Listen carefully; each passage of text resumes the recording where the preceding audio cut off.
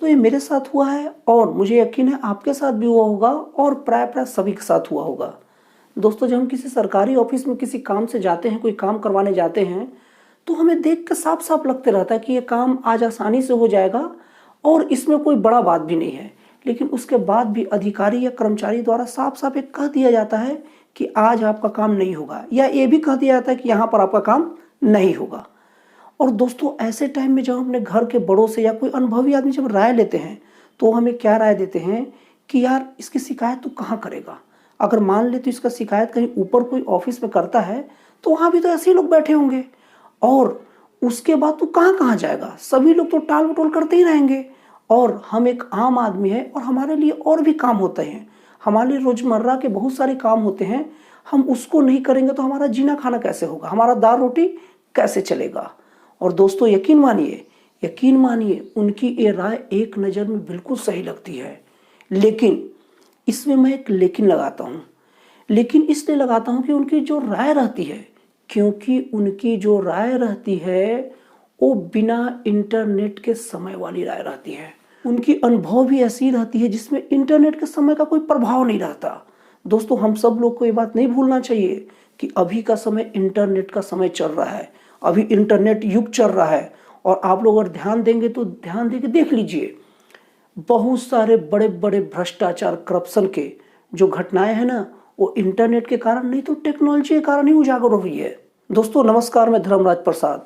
दोस्तों, मैं आज की वीडियो में कुछ ऐसी चीजें बताने जा रहा हूं जिसमें अगर आप किसी सरकारी ऑफिस में कोई काम करवाने जाएंगे और वो सरकारी कर्मचारी या अधिकारी आपका काम नहीं करता है, तो मैं आपको एक तरीका बताऊंगा, बहुत ही आसान सा तरीका बताऊंगा जिससे आपका काम तत्काल हो जाएगा और इससे आप अपना काम तो कर ही लेंगे और वहां पर एक ऐसी छाप छोड़ जाएंगे कि कोई और भी मजबूर बेचारा है जिसको ये पता नहीं है नियम कानून, तो भी आपके कारण बाकी का काम भी वो सरकारी अधिकारी या कर्मचारी करेगा।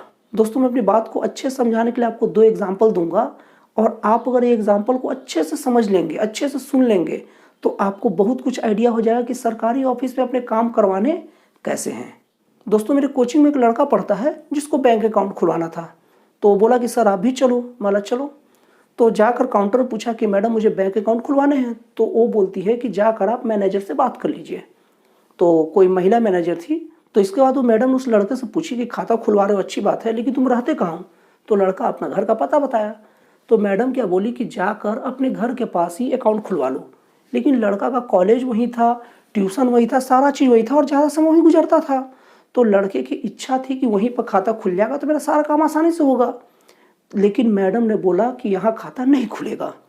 तो मैंने भी एक बार जाकर मैडम से कन्फर्म किया कि मैडम कन्फर्म खाता नहीं खुलेगा। तो मैडम ने बोला नहीं खुलेगा। तब मैंने उस लड़के को बोला एक काम करो, मोबाइल निकालो और अमूमन जो भी बैंक है उसका कस्टमर केयर नंबर निकालो। तो लड़का इंटरनेट निकाला और दन कस्टमर केयर टाइप किया नंबर और पहला नंबर लगाया तो नहीं लगा। दूसरा नंबर लगाया तो सबसे पहले उस लड़के ने ये पूछा कि सर मैं रहता कहीं और पर हूँ, क्या ये जरूरी और कंपलसरी है कि अपने घर के पास वाले ब्रांच में खाता खुलेगा मेरा, या अपने घर से दूर के ब्रांच में भी खाता खुलवा सकता हूँ। तो उधर से जवाब आया कि नहीं, ये जरूरी नहीं है कि आपका खाता आपके घर के पास वाले ब्रांच में खुल सकेगा, आप कहीं भी अपना खाता खुलवा सकते हो। तो उस लड़के ने अपनी बात बताई कि यहाँ की जो मैनेजर मैडम है वो क्या कह रही है कि खाता यहाँ नहीं खुलेगा। उसके बाद बैंक का कोड वगैरह बहुत सारी फॉर्मेलिटीज़ को पूरा कर लिया गया।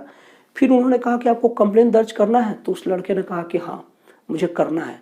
तो उधर से बोला गया कि 2 से 3 दिन बाद आपके पास फ़ोन आएगा और आप जाके खाता खुलवा लीजिएगा। तो 3 से 4 दिन बाद फिर उस लड़के को फ़ोन आया और बोला गया कि जाइए आप उस बैंक में अपना अकाउंट खुलवा लीजिए। तो मैडम के पास गए। तो मैडम पहली बार तो बोली कि आपने गलत किया, जो ऊपर कंप्लेंट किया। तो मैडम से पूछा गया कि मैडम हमने क्या गलत किया। गलत तो आपने किया जो आपने मुझे गलत जानकारी दी। आप मैनेजर हैं, आपको सही जानकारी देना चाहिए। तो मैडम बातों को समझ गई, लेकिन थोड़ा सा खुन्नस है, अब बेचारी फंस गई है तो क्या बोले। लेकिन अंत में फिर मैडम बोलती ठीक है खाता खुल जाएगा, और वहाँ उस लड़के ने अपना खाता खुलवा लिया। और दूसरा एग्जाम्पल एक पोस्ट ऑफिस का है जो एकदम खाली था, तो वहाँ स्पीड पोस्ट कराने गया। तो बोलते हैं स्पीड पोस्ट नहीं होता। तो मैंने बोला ठीक है, मैंने कुछ नहीं कहा। फिर क्या हुआ कि मैंने कस्टमर केयर निकाला पोस्ट ऑफिस का और वहाँ पूछा कि सर ये पिन कोड है, यहाँ स्पीड पोस्ट होता है कि नहीं। तो फिर से उन्होंने बोला कि उस पोस्ट ऑफिस का पिन नंबर बताइए। तो मैंने पिन नंबर बता दिया। तो उन्होंने कहा कि यहाँ स्पीड पोस्ट होता ही है। तब तक जो पोस्ट ऑफिस में जो बैठे लोग थे तुरंत आकर पूछने लगे कि नहीं यार गलती हो गया, मैं कुछ और सुन लिया था, होगा। तो मैंने पूरी जानकारी दी, अपनी बात रखी और उसके बाद उस पोस्ट ऑफिस वाले ने बकायदा मेरा स्पीड पोस्ट किया।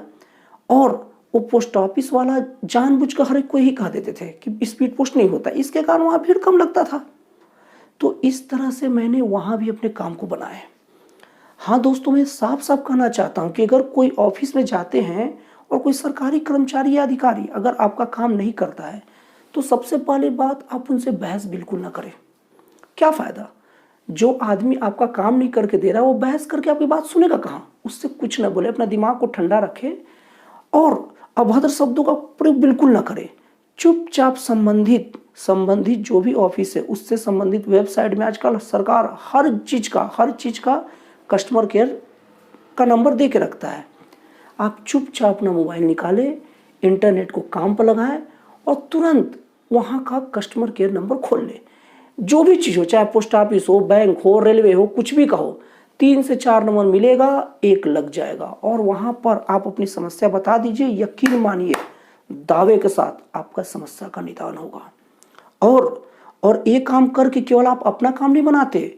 याद रखिए दोस्तों, हमारे देश में बहुत सारी जनसंख्या अभी भी निरक्षर है या पढ़े लिखे हैं भी तो अभी इंटरनेट की ताकत को नहीं जानते। आप अगर एक दो जगह आप अगर अपना काम बाय कॉल करवा लेंगे ना तो सरकारी कर्मचारी अधिकारियों के दिमाग में बात आता है कि कॉल ऊपर तक चल जाता है और बार बार अगर कॉल जाए किसी एक कर्मचारी या अधिकारी के खिलाफ तो उसका भी रिपोर्ट गलत बन सकता है। तो इसलिए दोस्तों हमें चाहिए कि कहीं अगर कोई ऑफिस में काम प्रॉपर नहीं हो रहा है या हमें ऐसा लगता है कि ठीक से काम नहीं हो रहा है तो हमें ऊपर फ़ोन घुमा देने चाहिए। और फ़ोन घुमाने का मतलब डायरेक्ट कंप्लेन करना नहीं होना चाहिए। सबसे पहले फ़ोन घुमाकर पूछना चाहिए। जैसे पहले वो बैंक के मामले में जब वो मैडम ने मना कर दिया कि नहीं आपका खाता वहीं खुलेगा जो आपके घर के पास वाले ब्रांच हो, और इसके शिकायत के क्रम में मैंने वहाँ पर फ़ोन पर ये नहीं कहा कि मैडम मेरी खाता नहीं खोल रही है। सबसे पहले मैं पता किया कि वाकई में ऐसा नियम है कि नहीं। जब पता चलता है कि वो नियम ऐसा है या नहीं है तो उसके अकॉर्डिंग आप बात आगे बढ़ाइए। सबसे पहले अगर कोई काम आपका नहीं हुआ तो आप कस्टमर के नंबर पर पूछ लीजिए कि ये काम होने का नियम है कि नहीं। जैसे स्पीड पोस्ट के मामले में मैंने किया था, मैंने पहले पता किया कि इस पिन कोड नंबर में स्पीड पोस्ट होता है कि नहीं। जब उन्होंने कहा होता है तब मैं अगली शिकायत किया। तो दोस्तों अगर आपका भी कोई काम किसी सरकारी ऑफिस में नहीं होता, अगर कोई कर्मचारी आपका काम नहीं करता है तो नो बहस, नो झंझट, नो दिमाग को गर्म करना, चुपचाप फ़ोन घुमाइए और मेरे तरकीब को अपनाइए। यकीन रखिए सर पे पैर रख के सरकारी कर्मचारी आपके काम को करेंगे।